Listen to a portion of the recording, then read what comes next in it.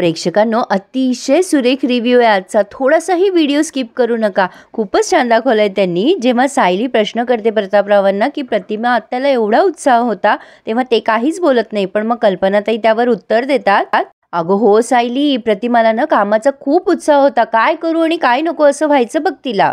अगं तयारीपासून ते नैवेद्यापर्यंत सगळं ती करायची. आणि तुम्हाला माहिती आहे का, रविराज भाऊजी, नागराज, सुमन आपल्याकडे 7 दिवस राहायला असायचे. अर्जुन म्हणतो, अरे आम्ही तर रात्री रात्री जागून डेकोरेशन करायचो आणि प्रतिमा आत्या तर ती क्रिएटिव्हिटी काय काय बनवायची माहितीये, ती शिकवायची आम्हाला आणि आम्ही फॉलो करायचो. अश्विन म्हणतो, प्रतिमा आत्याच्या ऍक्सिडेंट नंतर रविराज काका येतच होता की मागच्या वर्षीपर्यंत. मागच्या वर्षी तर त्याने ढोल वगैरे वाजवला होता गणपती समोर.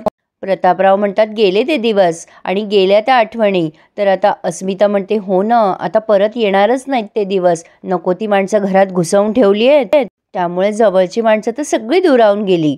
कल्पनाताई म्हणतात, काय ग अस्मिता, आत्ता हे बोलायची गरज होती का तुला? प्रतापराव म्हणतात, ती काही चुकीचं बोलत नाहीये. अगं प्रतिमाचा ऍक्सिडेंट झाल्यानंतर गेल्या वर्षीपर्यंत आपण एकत्रच साजरा करायचो ना हा सण.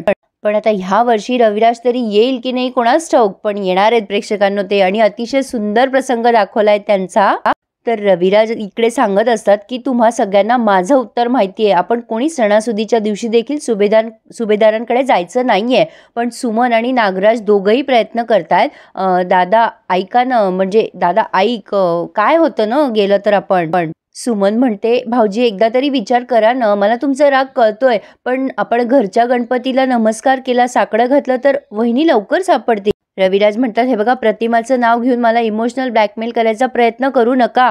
पण प्रिया लगेच म्हणते, बाबा तसं नाहीये हो, आपल्याला सगळ्यांनाच वाटतंय की नाही आई आपल्या आजूबाजूलाच कुठेतरी आहे. मग ती जर तिकडे आली तर नाही, म्हणजे आपण अर्जुनकडे आणि एकदम बोलता बोलता थांबून जाते म्हणते, म्हणजे सुभेदारांकडे जर आपण दर्शनाला गेलो आणि तिथे आई आली तर ती एवढ्या मोठ्या सणाला तिच्या माहेरी येऊच शकते ना.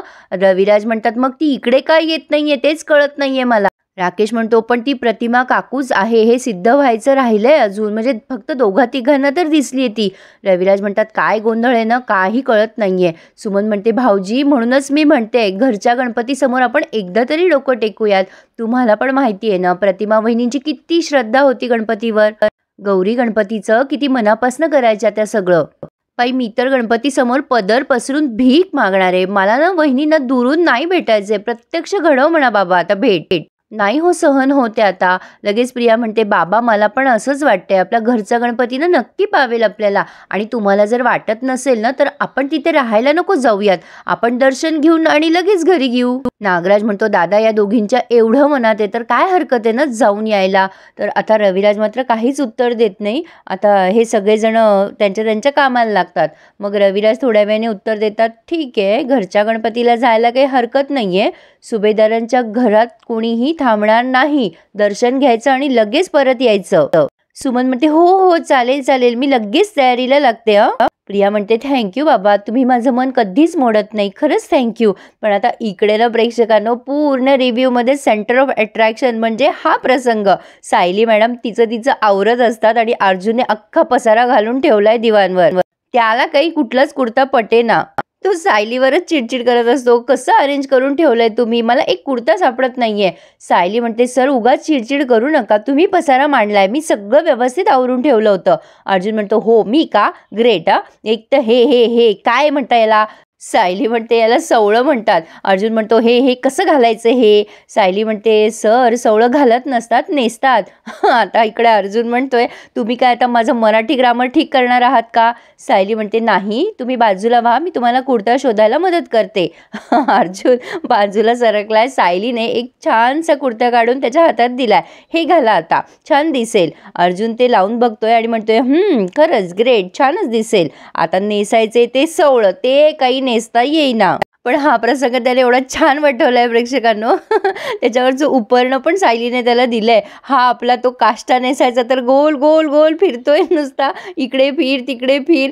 सायली आपली त्याची गंमत बघत असते आणि मनाशीच बडबड करत असतो, कसं नेसायचं हे. आता याला काही स्वतःहून सांगणं नाही सायलीला की मदत करा म्हणून, पण तरी सुद्धा प्रयत्न मात्र चालू आहेत. आणि गोल गोल फिरून त्या सोवळ्याची लुंगी करून ठेवली आहे. शेवटी सायलीला काही हसू आवरलं नाही आणि मला सुद्धा. आणि मग सायली हसायला लागते. अर्जुन बडबडत असतो, हा अश्विन पण ना त्याला म्हटलं होतं कुर्ता पायजामा घालू, पण नाही, त्याला ट्रेडिशनल लुकच हवा होता. सायली खूप हसायला लागते आता अर्जुनला. अर्जुन म्हणतो, ओ हॅलो, असं हसू नका, फनी नाही आहे हे सगळं. मी पहिल्यांदाच नेसतोय हे काय ते. होतं असं कधी कधी पहिल्यांदा. येईल, मला येईल, मी नेसेल. आता सायली म्हणते, हो येईल येईल, नक्की येईल हं सर. पण कसलं येतंय, नुसता गोल गोल फिरतोय. आणि त्याला आता चालता पण येत नाहीये. एवढं हसायला लागली आता सायली, विचारू नका. आता अर्जुन म्हणतो, हसू नका, मी तुमच्यावर केस करीन ना. सायली म्हणते, चालेल ना सर, मी जेलमध्ये गेले तर तुम्हाला सोवळं नेसायला कोण मदत करणार आहे. अर्जुन म्हणतो, आता काय करताय तुम्ही, हसताच आहे ना, कुठे मदत करताय मला. सायली म्हणते, अहो सर, तुम्हीच म्हणता ना ॲडव्होकेट अर्जुन सुभेदारांना जमणार नाही अशी कुठलीही गोष्ट जगात नाहीये, म्हणून म्हटलं नेसू द्यावं तुम्हाला. नेसा नेसा सर, अनंत चतुर्दशीपर्यंत तुम्हाला नक्की सोवळं नेसता येईल. आता हा अर्जुन म्हणतो, बघा मी आजच तुम्हाला सोवळं नेसून दाखवेल. पण तरी सुद्धा काही ते जमलंच नाहीये.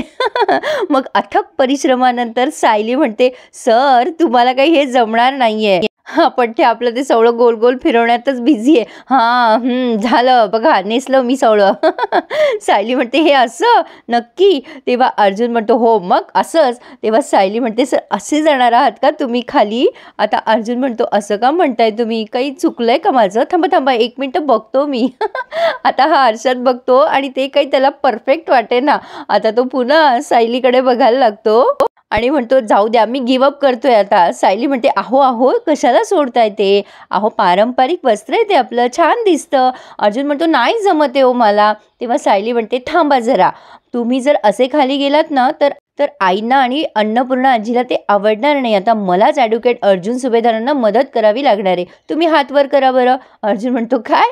सायली म्हणते, हात वर करा आधी. आता अगदी लहान लेकराला नेसवतात तसं तिने छान सोवळं नेसून दिलं याला. पण ते सोवळं नेसताना फार मज्जा आली आहे. सायली ते एक एक पदर जेव्हा सोडत असते तेव्हा हा चित्रविचित्र आवाज काढत असतो, सायली, मिसेस सायली थोडं थांबा, काय करताय काय तुम्ही. सायली म्हणत असते, सर थांबा, शांत उभं राहा तुम्ही, अगदी बोलू नका बरं. आता अर्जुन पुन्हा एकदा सायलीकडे तंद्री लावतोय.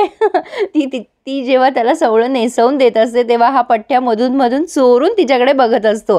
सायलीने खूप छान सोवळं नेसवलंय त्याला आणि नेसवताना काष्ट जेव्हा खोवायचा असतो तेव्हा मात्र जरा गंमत होते. सायलीला ते जमेना, म्हणजे तिला असं वाटतंय कसा त्याला स्पर्श करावा. अर्जुन म्हणत असतो, काय झालं, का वेळ लागतोय. सायली म्हणते, थांबाव सर जरा. आता ती देवी आईचं नाव घेते आणि मग तो काष्टा मागून खोवते. पण प्रेक्षकांनो, अर्जुनला मात्र सायलीचा स्पर्श खरंच हवा हवासा वाटतोय. म्हणजे आज असं दाखवलंय, नेहमी नाही दाखवत ते, पण छान दाखवलंय. तर सायलीने फायनली ते सोवळं नेसवलंय, पण आता पुढून नेसवायचं बाकी आहे. आता अर्जुन पुन्हा तिच्याकडे बघत असतो. आता तिला समोरून यायचं असतं ते सोवळं नेसवताना. तेव्हा ती म्हणते, सर वर बघा बरं, आता वरती बघा ना. आणि अर्जुन आणि सायली दोघंचे दोघं वर बघताय आणि मग सायलीने ते समोरचा सोवळं त्याला नेसून दिलंय. अर्जुन आपला सारखा म्हणत असतो, तुम्ही काय करताय मिसेस सायली. सायली म्हणते, शांत उभं राहा तुम्ही जरा.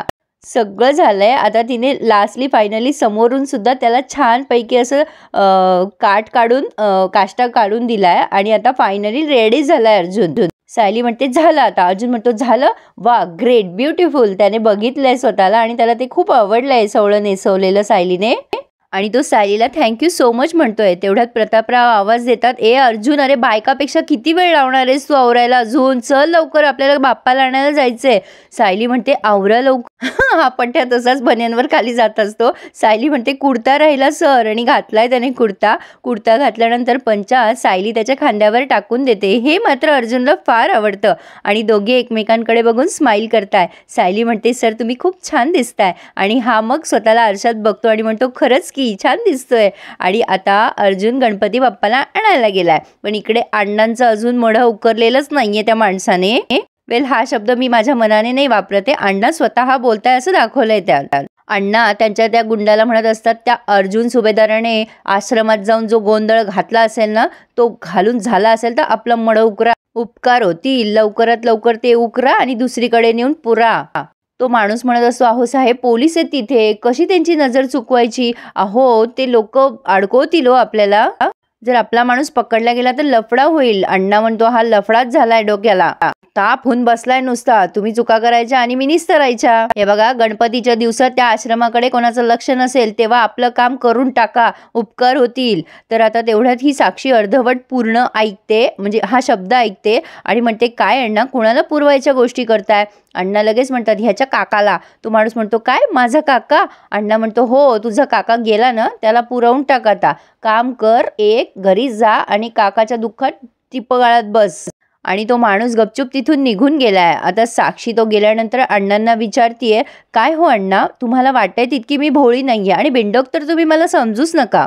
मी तुमचीच मुलगी आहे अण्णा. मी आले तेव्हा तुम्ही कोणाला तरी पुरवळ्याची गोष्ट करत होतात, बॉडी वगैरे. काय चाललंय तुमचं अण्णा. तेव्हा अण्णा तिच्यावर खेकसतो. अय तू माझी आई आहे का. शाळेतल्या पोरासारखे उलटसुलट प्रश्न विचारायचे नाही मला. चल हो बाजूला. आणि आता ते निघून गेलेत. पण साक्षी विचार करते अण्णा प्रश्न तर मी विचारणारच, काहीतरी गडबड आहे नक्की. पण बाबा इकडे सुभेदारांचा गणपती बाप्पा मस्त वाजत गाजत घरी आलाय. अर्जुन, प्रतापराव आणि अश्विन तिघांनीही बाप्पाचं स्वागत केलंय. त्यांना जल्लोषात घरी आणलंय. अर्जुन घोषणा देतोय गणपती बाप्पा मोरया, मंगलमूर्ती मोरया. आणि ह्या तिघी चौघी जणी छान स्वागताला उभ्या आहेत दारामध्ये बाप्पाच्या. बाप्पा त्यांचा घरी आलाय. सायलीने तो पडदा काढलाय बाप्पाच्या चेहऱ्यावरचा आणि बाप्पा खरंच खूप सुरेख आहे प्रेक्षकांनो. बाप्पा सगळे सुरेखच असतात म्हणा, त्यात प्रश्नच नाही. आणि सायलीने छान औक्षण करून अर्जुनच्या पायावर पाणी घालून त्या बाप्पाचं स्वागत केलंय घरामध्ये. आणि घरात आणल्यावर अर्जुनने त्याची प्राणप्रतिष्ठा केली आहे. अतिशय सुरेख आहे बाप्पा. आणि अर्जुनने सुद्धा मनोभावे प्रार्थना आणि पूजा केलेली दिसतीये. यांची लगबग सुरू आहे पूजेच्या तयारीची आणि वगैरे वगैरे. छान प्रसंग दाखवलेत त्यांनी आज. आता नैवेद्याची वेळ आली आहे. मोदकांचा नैवेद्य दाखवण्यात येतोय आणि मनोभावे सगळ्यांनी आरती केली आहे. आणि इथे त्यांनी हा रिव्ह्यू पूर्ण केलाय. पण पुढचा प्रसंग अंगावर शहारे आणणार आहे प्रेक्षकांनो. पुढे त्यांनी दाखवलंय अर्जुन आरती करतोय. रविराज सुद्धा तिथे हजर आहेत.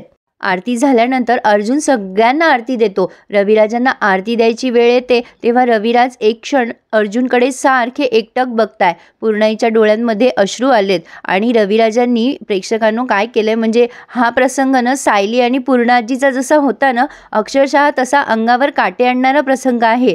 रविराज ती आरती घेतात आणि अर्जुनच्या चेहऱ्यावर प्रेमाने तो हात फिरवतात. खूप छान वाटलं प्रेक्षकांनो. एक क्षण तर मन भरून आलं की आपण कसं असतो नाही आपल्या छोट्याशा गैरसमजामुळे आपली नाते तोडून टाकतो. पण माया कधी आटत नसते. तशी रविराजांची माया अर्जुनवर अगदी निस्सीम आहे. हे या प्रसंगातनं खूप छान दाखवलंय त्यांनी. आता सायली, नागराज, प्रिया हे सगळेच्या सगळे त्यांच्याकडे बघतच राहतात. म्हणजे अर्थातच प्रत्येकाची बघायची दृष्टी आणि बघायचा दृष्टिकोन वेगवेगळा आहे. अतिशय सुरेख रिव्ह्यू असणार आहे उद्याचा. पण तुम्हाला माझ्या आवाजात ऐकायचं असेल तर प्रेक्षकांनो चॅनलला नक्की सबस्क्राईब करा हं. आणि रिव्ह्यूला लाईक करायला विसरू नका. आणि तुम्हाला रिव्ह्यू आवडला तर कमेंट मात्र आवर्जून करा, पण रिस्पेक्टफुली. प्रेक्षकांनो तुम्हा सगळ्यांसाठी खास आमच्या गौरीचा मी एक फोटो तुम्हाला टाकलाय. कशा वाटल्या गौरी मला नक्की कळवा हं. आणि प्लीज चॅनलला सबस्क्राईब करायला प्लीज विसरू नका. धन्यवाद.